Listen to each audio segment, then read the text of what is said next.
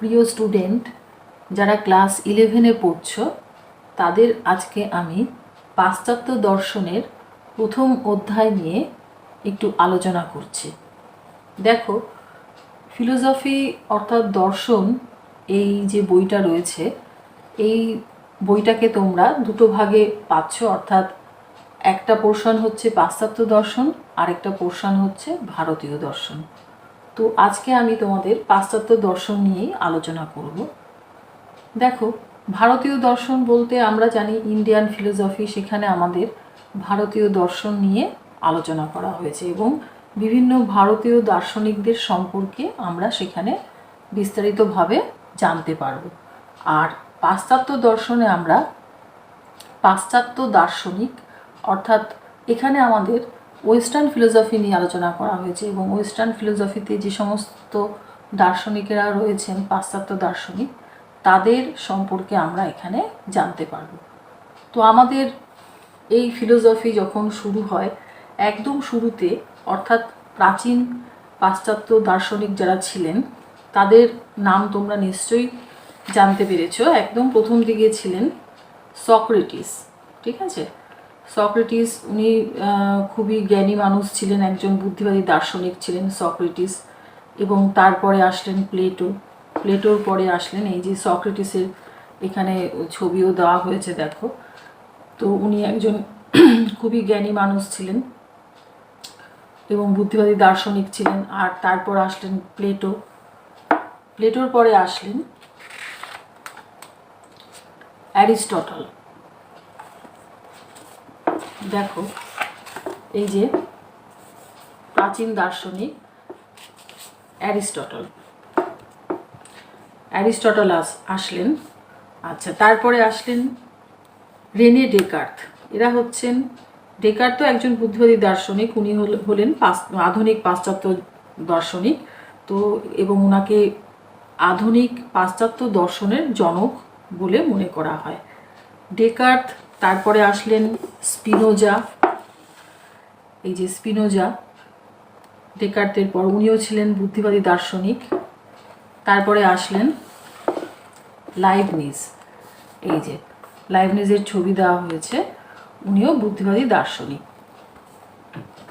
আমাদের সাধারণত পাশ্চাত্য দর্শনটাকে দুটো ভাগে আলোচনা করা হয়, তোমরা নিশ্চয়ই পরের চ্যাপ্টার থেকে জানতে পারবে। তো এই দুটো পোর্শন হলো, একটা হলো অভিজ্ঞতাবাদ অর্থাৎ দৃষ্টিবাদ, আরেকটা পোর্শন হলো বুদ্ধিবাদ। তো এই যে আমি আধুনিক পাশ্চাত্য দর্শনের জনক বললাম যাকে, ডেকার্ত, রেনে ডেকার্ত যার সম্পূর্ণ নাম, উনি এবং স্পিনোজা আর লাইবনিজ, এরা তিনজন হলেন বুদ্ধিবাদী দার্শনিক। আর আরেকটা যে পোর্শন আমি বললাম অভিজ্ঞতাবাদ বা দৃষ্টিবাদ সম্প্রদায়, তো সেই পোর্শনে পড়ছেন জন লক। এই যে জন লকের ছবি দেওয়া হয়েছে, দেখো, এই যে জন লক। জন লক হলেন অভিজ্ঞতাবাদী দার্শনিক এবং তাকে আধুনিক অভিজ্ঞতাবাদী দর্শনের জনক বলা হয়। এগুলো তোমাদের শর্ট কোশ্চেনে আসবে বা এমসিকিউতে দিতে পারে, যেমন ডেকার্ত হলেন আধুনিক পাশ্চাত্য দর্শনের জনক আর লক হলেন আধুনিক অভিজ্ঞতাবাদী দর্শনের জনক। তো তারপর লকের পরে আসছেন জর্জ বার্কলে। বার্কলেও ছিলেন একজন অভিজ্ঞতাবাদী দার্শনিক। এই যে বার্কলের ছবি দেওয়া হয়েছে, দেখো, এই যে উনি ছিলেন অভিজ্ঞতাবাদী দার্শনিক। বার্কলের যে মতবাদ তাকে বলা হয় আত্মগত ভাববাদ। তোমরা এগুলো সমস্ত চ্যাপ্টার ওয়াইজ পরে পড়তে পারবে বা জানতে পারবে। আর এরপর আসলেন ডেভিড হিউম। বার্কলের পর আসলেন ডেভিড হিউম। এই যে ডেভিড হিউমের ছবি দেওয়া হয়েছে, ডেভিড হিউম। তাহলে আমরা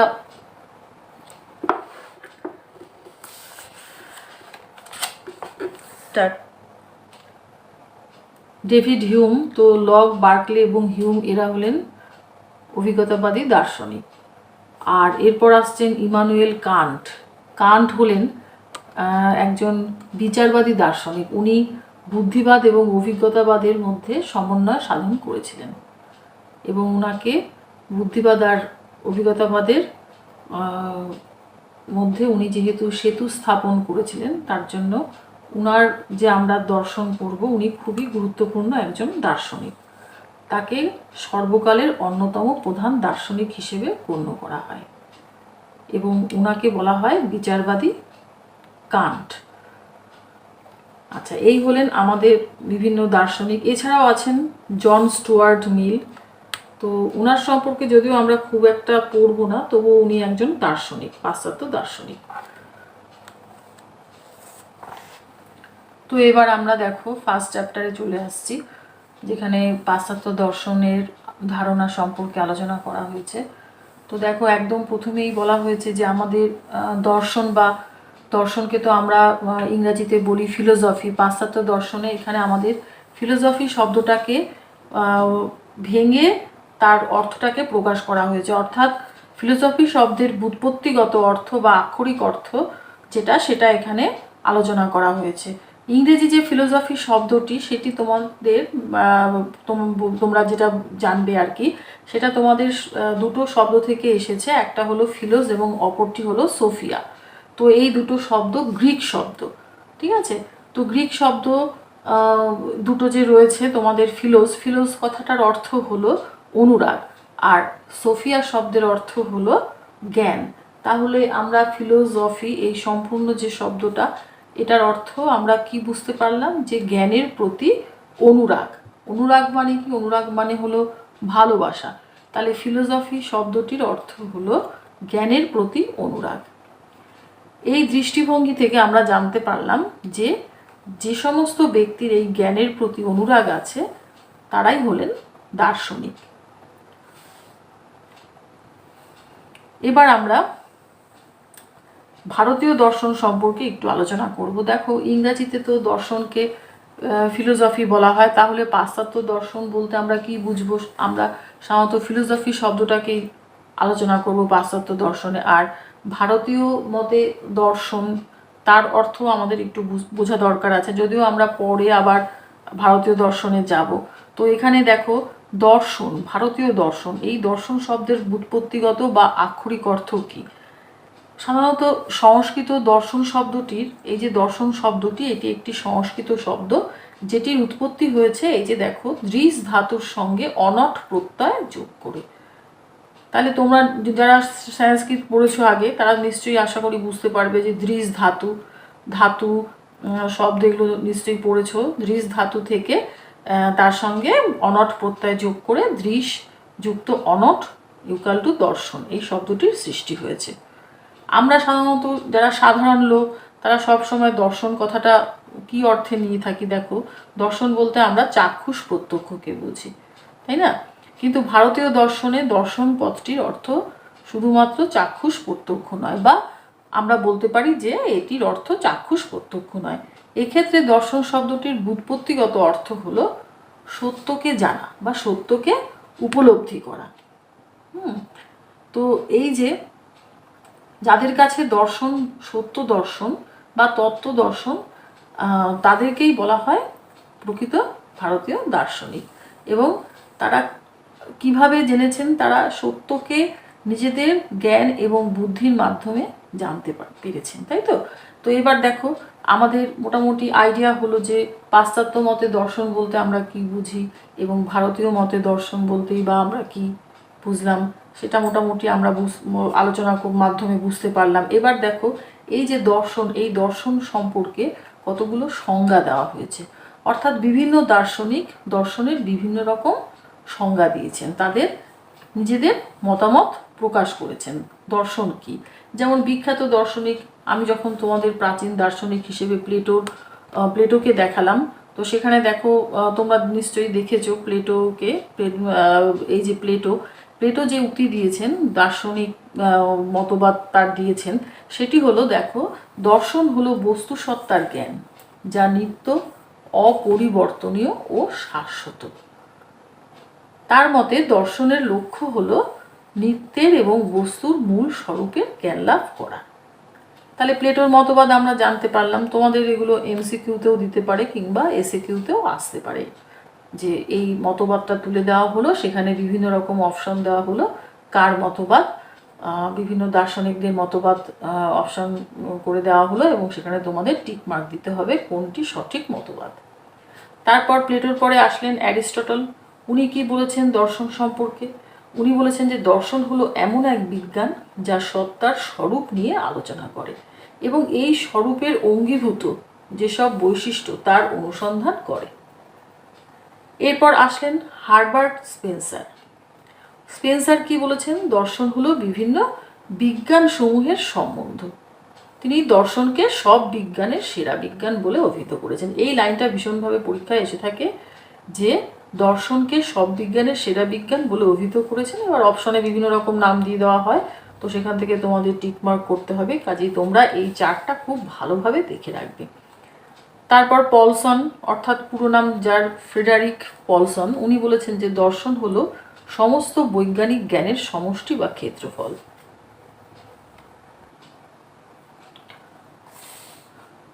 এবার ইমানুয়েল কান্ট, উনি কি দেখো বলেছেন? উনি বলেছেন যে দর্শন হলো জ্ঞান সম্পর্কিত বিজ্ঞান ও তার সমালোচনা। তাহলে কান্টের বক্তব্য কি? কান্টের বক্তব্য হলো এই যে লাইনটা দেওয়া হয়েছে, দর্শন হলো জ্ঞান সম্পর্কিত বিজ্ঞান ও তার সমালোচনা। রাসেল কি বলেছেন? দর্শন হলো বিজ্ঞানসমূহের মূল ভিত্তিসমূহের যৌক্তিক বিচার। এইভাবে বিভিন্ন দার্শনিক তাদের বিভিন্ন মতামত দিয়েছেন। হেগেল বলেছেন যে দর্শন হলো পরম সচেতন সত্তা সম্পর্কিত তাত্ত্বিক আলোচনা। ফিকটে কি বলেছেন? দর্শন হলো জ্ঞানের তত্ত্ব বা বিজ্ঞান। কোথ কি বলেছেন? দর্শন হলো সমস্ত বিজ্ঞানের বিজ্ঞান। ভুন বলেছেন দর্শন হলো সমস্ত বিজ্ঞানলব্ধ জ্ঞানের সুষম একত্রীকরণ। তো এই লাইনগুলো তোমরা ভালোভাবে দেখে রাখবে, এগুলি পরীক্ষার সময় দেবে, তাই আমি তোমাদের পুরোপুরিভাবে এই চার্টটা দেখিয়ে দিচ্ছি। ওয়েবার কি বলেছেন? ওয়েবার বলেছেন দর্শন হলো বিশ্ব বা প্রকৃতি সম্পর্কে সামগ্রিক সত্যানুসন্ধান বা বস্তুর সার্বিক ব্যাখ্যাদানের প্রচেষ্টা। পেরি ভীষণভাবে ইম্পর্টেন্ট। পেরি কি বলেছেন? দর্শন আকস্মিক বা অলৌকিক কিছু নয়, এ হলো অনিবার্য ও স্বাভাবিক।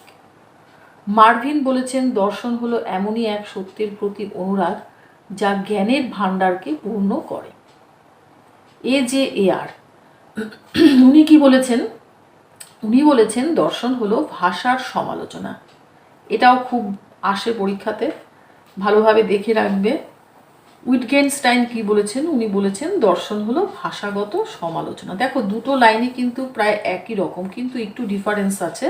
এখানে ভাষার বলা হয়েছে আর এখানে বলা হয়েছে ভাষাগত, এবং দার্শনিকও কিন্তু এখানে আলাদা রয়েছেন। কাজেই তোমরা এটা ভালো করে দেখে রাখবে। তারপরে বলা হয়েছে ফ্রান্সিস হারবার্ট, উনি কি বলেছেন? দর্শন হলো বস্তুর অবভাসের বিরোধী বস্তুসত্তার জ্ঞান। তাহলে মোটামুটি বিভিন্ন দার্শনিক তাদের কি কি উক্তি করেছেন দর্শন সম্পর্কে আমরা জানতে পারলাম। এবার দেখো দর্শনের ধারণা। দর্শনের ধারণাতে আরেকটা বিশেষ আলোচনার বিষয় আছে, যেটাকে বলা হচ্ছে দর্শনের স্বরূপ। দর্শনের স্বরূপ বলতে আমরা দেখো মোটামুটি দর্শনের তো কোনো নির্দিষ্ট সংজ্ঞা থাকে না, যার জন্য এর স্বরূপ নির্দিষ্ট নয়। মানে ঠিক আমরা সঠিকভাবে এর স্বরূপকে উপলব্ধি করতে পারি না বা জানতে পারি না। তো এই বাস্তব অসুবিধার দিকে দৃষ্টি রেখে দর্শনের স্বরূপ বা প্রকৃতি হিসেবে কতগুলো তোমাদের কতগুলো বিষয়কে উল্লেখ করা হয়েছে।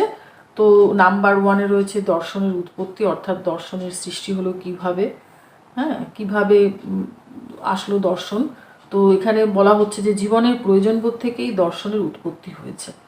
মানুষের যে বাস্তব জীবন, এই দৈনন্দিন জীবন, এই জীবনের যে কি প্রয়োজন, তার থেকেই এই দর্শনের উৎপত্তি হয়েছে। সেকেন্ড পয়েন্টে বলা হয়েছে যে দর্শন শব্দের অর্থ। দর্শন শব্দের ধাতুগত অর্থ আমরা যেটা জানলাম একটু আগেই। তো ধাতুগত অর্থে দর্শন শব্দের সাধারণ অর্থ হলো দেখা বা চাক্ষুষ প্রত্যক্ষণ। কিন্তু যে কোনো দেখাকেই তো দর্শন বলা যায় না। ভারতীয় মতে দর্শন হলো আত্মদর্শন, অর্থাৎ নিজেকে দেখা বা জানা। দর্শনের দৃষ্টিভঙ্গি। নেক্সট নাম্বার 3-তে দেখো বলেছে দর্শনের দৃষ্টিভঙ্গি। দর্শন কোনো খণ্ড খণ্ড বিষয়ের জ্ঞান দান করে না, অর্থাৎ কোনো আংশিক বিষয়ের জ্ঞান দান করে না। দর্শনের দৃষ্টিভঙ্গি হলো সামগ্রিক, অর্থাৎ দর্শন সমগ্র বিষয় নিয়ে আলোচনা করে। তারপর নাম্বার 4-এ দেখো দর্শনের পদ্ধতি। দর্শনের পদ্ধতি হিসেবে বিভিন্ন রকম পদ্ধতির মানে বিজ্ঞানের অনুসৃত যে সমস্ত পদ্ধতি রয়েছে তার তুলনায় দর্শনের পদ্ধতি সম্পূর্ণ আলাদা, সেটাই আর কি বলা হয়েছে এখানে। আর তারপরে নেক্সট আসছে নাম্বার 5-এ দর্শনের আলোচ্য বিষয়, অর্থাৎ দর্শনে কি কি বিষয় নিয়ে আলোচনা করা হয়েছে। দর্শনের প্রধান আলোচ্য বিষয়গুলোর মধ্যে ইতিহাস, ভূগোল, রাষ্ট্রবিজ্ঞান, সাহিত্য, অর্থনীতি প্রভৃতির নাম বিশেষভাবে উল্লেখযোগ্য। আর নেক্সট যেটা নাম্বার 6-এ রয়েছে দর্শনের কাজ। দর্শনের কাজ কি, অর্থাৎ দর্শনের কাজ হলো বিষয়ের ব্যাখ্যা দান এবং তার মূল্য বিচার করা। যেই বিষয় সম্পর্কে আমরা আলোচনা করব সেটাকে ব্যাখ্যা করা এবং তার মূল্য বিচার করা। মূল্য বলতে কী বোঝাচ্ছে? মূল্যায়ন। নেক্সট নাম্বার 7-এ বলেছে যে দর্শনের সামাজিক বিষয়। তো সামাজিক বিষয় দর্শন অনেক কিছুই, যেমন দর্শন শুধুমাত্র তার নিজস্ব বিষয় নিয়ে আলোচনা করে না, দর্শন সমাজের নানান রকম বিষয়, যেমন ধরো অধিবিদ্যা বিষয়ক আলোচনা করা হয়।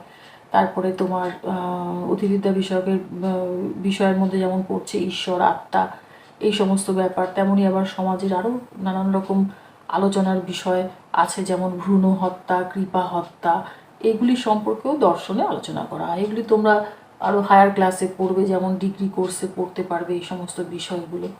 নাম্বার 8-এ রয়েছে দেখো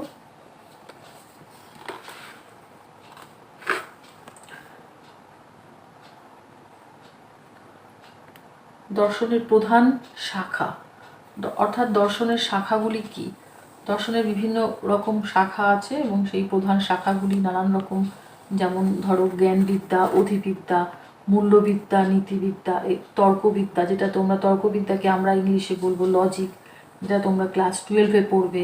সমাজ দর্শন, সোশ্যাল ফিলোসফি, এটাও তোমরা ডিগ্রি কোর্সে পড়বে। রাষ্ট্র দর্শন, পলিটিক্যাল ফিলোসফি, এগুলো তোমরা সমস্ত ডিগ্রি কোর্সে পড়বে। নীতিবিদ্যাও সেম, যেটাকে ইংলিশে বলা হয় এথিক্স। হ্যাঁ, তারপরে এই তর্কবিদ্যা তোমরা ক্লাস 12-এ পড়বে। আর দর্শনের সমস্যা, দর্শনের নানান রকম সমস্যাও আছে যেগুলোকে বলা হয় তার স্বরূপের আন্তর সমস্যা, এবং এই সমস্যাগুলো অনেক কিছুই আছে, তোমরা একটু দেখে নিও ভালো করে বইতে। এগুলো আমাদের খুব একটা ডিটেলস দরকার নেই, তো চ্যাপ্টারটা তবু একটু আমাদের পড়া দরকার আছে, যদিও বা এখান থেকে শর্ট কোশ্চেন দেবে, কিন্তু তবু আমাদের আসল ব্যাপারটা যদি আমরা ঠিকঠাকভাবে না জানতে পারি বা বুঝতে না পারি, তাহলে তো আমাদের সেই বিষয় সম্পর্কে কোনো ধারণাই হবে না, না? তার জন্যই তোমাদের কাছে আমি মোটামুটিভাবে একটু ধরে ধরে আলোচনা করে দিচ্ছি। এরপর আসছে দর্শনের সিদ্ধান্ত।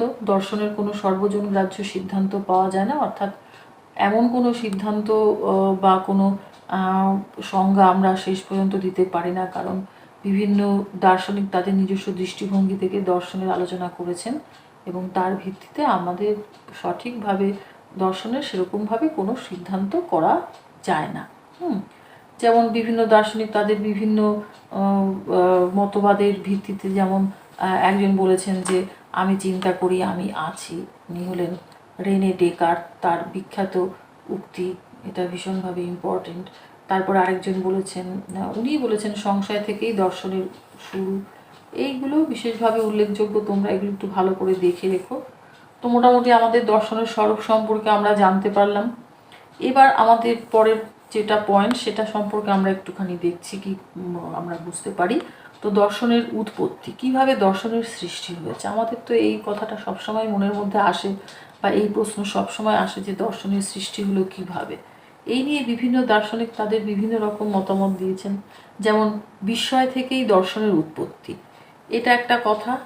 কারণ আমরা সবসময় ভাবি যে এই জগৎ কীভাবে সৃষ্টি হলো, এই জগতের পেছনে কি আছে, তাই না? যেমন আমাদের এই চারপাশে এই বিশ্ব যেমন নানান রকম জিনিসের মাধ্যমে জিনিস নিয়ে তৈরি, যেমন হচ্ছে বিশাল পৃথিবীর মধ্যে যেমন ধরো আমরা কি কি দেখতে পাই, সমুদ্র আছে, আকাশ আছে, তারপরে পর্বতমালা, তারপরে বন আছে, গভীর অরণ্য। হ্যাঁ, এই সমস্ত বিষয়গুলো তো আমরা দেখতে পাই জন্মের পর থেকে। যখন আমরা আস্তে আস্তে বড় হই, আমাদের যখন একটু একটু করে বুদ্ধি হয় বা অভিজ্ঞতা হয়, তার মাধ্যমে আমরা তো এগুলো দেখতে পারি বা বুঝতে পারি। তো আমাদের মনে তখন এই প্রশ্নগুলো সবসময় আসে যে এগুলো কিভাবে সৃষ্টি হলো, কোথা থেকে আসলো, মানুষের জীবনটা কি, বা কিভাবে এই মানুষের সৃষ্টি হচ্ছে, জন্ম হচ্ছে, মৃত্যু হচ্ছে, এই সমস্ত নানান রকম প্রশ্ন আমাদের মনের মধ্যে ঘোরাঘুরি করে। তো এই হিসেবে তোমার এই দিক থেকে বিচার করে এই যে আমাদের বিখ্যাত যে গ্রিক দার্শনিক প্লেটো, উনি একটা বিশেষভাবে কথা বলেছেন। উনি বলেছেন যে বিস্ময়বোধ থেকে আমাদের দর্শনের উৎপত্তি হয়েছে। এই দেখো শেষের দিকে লাইনটা রয়েছে, এই যে প্রখ্যাত গ্রিক দার্শনিক প্লেটো তার এই যে থিয়েটেটাস নামক গ্রন্থে উনি বলেছেন যে বিশ্বই দর্শনের শুরু। এবার আসছে সেকেন্ড পয়েন্টে, সংশয় থেকে দর্শনের শুরু। সংশয় থেকে দর্শনের শুরু হলো কি করে? তো এক্ষেত্রে আমরা বলবো যে সংশয় থেকে দর্শনের শুরু হয়েছে, এই কথা বলেছেন আমাদের এই যে সংশয় থেকে, এই লাইনটা আমি আগে আলোচনা একটু করেছিলাম। তো এই রেনে ডেকার্ট উনি বলেছেন যে আমাদের সংশয় থেকে দর্শনের শুরু হয়েছে। বিভিন্ন দার্শনিক তাদের বিভিন্ন জ্ঞানের মাধ্যমে বা জ্ঞানের ভিত্তির ওপর নির্ভর করে নানান রকম কথা বলেছেন। যেমন একজন বলেছেন বিস্ময় থেকে দর্শনের উৎপত্তি হয়েছে, আবার রেনে ডেকার্ট উনি বলেছেন যে সংশয় থেকে দর্শনের শুরু। সংশয় বলতে কি বোঝাচ্ছে? সংশয় বলতে বোঝাচ্ছে যে সন্দেহ। হ্যাঁ, যেমন আমাদের এই যে দর্শনের সৃষ্টির মূলে নানা রকম সংশয় আমরা করে থাকি। যেমন সংশয় মানুষকে কি করে? অন্ধবিশ্বাস ও কুসংস্কার থেকে মুক্তি দেয়, তাই না? যখন ধরো একটা কোনো বিষয় সম্পর্কে আমাদের সংশয় হয়, যেমন আমরা একটা কোনো বিষয়ে জ্ঞান অর্জন করছি, তখন সেই বিষয় সম্পর্কে যদি আমাদের সংশয় হয় যে এটাকে কি আমি সঠিকভাবে দেখতে পারছি বা এটার পেছনে অন্য কিছু নেই, তো সেটাকেই বলা হয় সংশয়। তাহলে এই যে সংশয়, সেই সংশয় থেকেই মানুষের মধ্যে তখন একটা নতুনভাবে জ্ঞান অর্জিত হয় এবং সে তখন বুঝতে পারে যে আমি যে বিষয়ে জ্ঞান অর্জন করছি সেটা সঠিক নয়, এর পেছনে অন্য কিছু আছে। এই যে সংশয়, এটার থেকে দর্শনের শুরু হয়। আমরা তাহলে কি বুঝলাম? যে সংশয় যে দর্শনের শুরু, এই কথাটি বলেছেন যে তোমাদের ডেকার্ট, উনি হচ্ছেন ডেকার্ট, স্পিনোজা, লাইবনিজ। হ্যাঁ, ডেকার্ট হলেন বুদ্ধিবাদী দার্শনিক, উনি এই কথাটি বলেছেন। এছাড়াও উনি বলেছেন যে আমি চিন্তা করি অতএব আমি আছি। এটা হচ্ছে ওনার বিখ্যাত উক্তি, ভীষণভাবে আসে, ভালো করে এই লাইনটা দেখে রাখবে। তো এরপর নাম্বার 3-তে বলছেন আরেক দার্শনিক যিনি বলেছেন যে জ্ঞানানুরাগ থেকেই দর্শনের উৎপত্তি, অর্থাৎ জ্ঞানের প্রতি অনুরাগ বা ভালোবাসা, তার মাধ্যমেই দর্শনের উৎপত্তি হয়। তো আমাদের এই যে গ্রিস দেশকে তো পাশ্চাত্য দর্শনের আদি জননী বলা হয়। তো সেখানকার যে একজন দার্শনিক থেলস, হ্যাঁ, থেলসকে বলা হয় দর্শনের আদি জনক, ঠিক আছে? তো উনি কি করেছেন? উনি বলেছেন যে প্রত্যেকটি মানুষ, হ্যাঁ লাইনটা হারিয়ে ফেললাম, তো প্রতিটি মানুষ, হ্যাঁ উনি তার মানুষ চিন্তাশীল, উনি বলেছেন চিন্তাশীল প্রাণী, তার চিন্তা শক্তির জন্যই অন্যান্য প্রাণীর তুলনায় সে স্বতন্ত্র। প্রতিটি মানুষই নিজের ক্ষমতা অনুযায়ী জগৎ ও জীবন সম্পর্কে চিন্তাভাবনা করে, এই চিন্তার ফসলই হলো দর্শন। এই অর্থে মানুষ মাত্রই দার্শনিক। এ কথা বলেছেন কে? এই যে থেলস বলেছেন এই সমস্ত কথা। তো এই আমাদের মোটামুটি 3টে হলো। এবার যেটা লাস্ট রয়েছে দেখো, উপযোগিতাবাদ থেকে, উপযোগী লাস্ট না, আরেকটাও রয়েছে, নাম্বার 5-এ রয়েছে। এটা হচ্ছে নাম্বার 4-এর যে পয়েন্টটা, সেটা হলো উপযোগিতাবোধ থেকেই দর্শনের উৎপত্তি। আধুনিক পাশ্চাত্য দর্শনে উইলিয়াম জেমস, উনি ছিলেন প্রয়োগবাদী দার্শনিক। তো উনি কি বলেছেন? উনি বলেছেন যে উপযোগিতাবোধ থেকে দর্শনের উৎপত্তি হয়েছে। উপযোগিতা বোধ মানে কি বোঝাচ্ছে? যে প্রয়োজনীয়তা বোধ। হ্যাঁ, আমাদের প্রয়োজনীয়তা বোধ থেকে এই দর্শনের সৃষ্টি হয়েছে।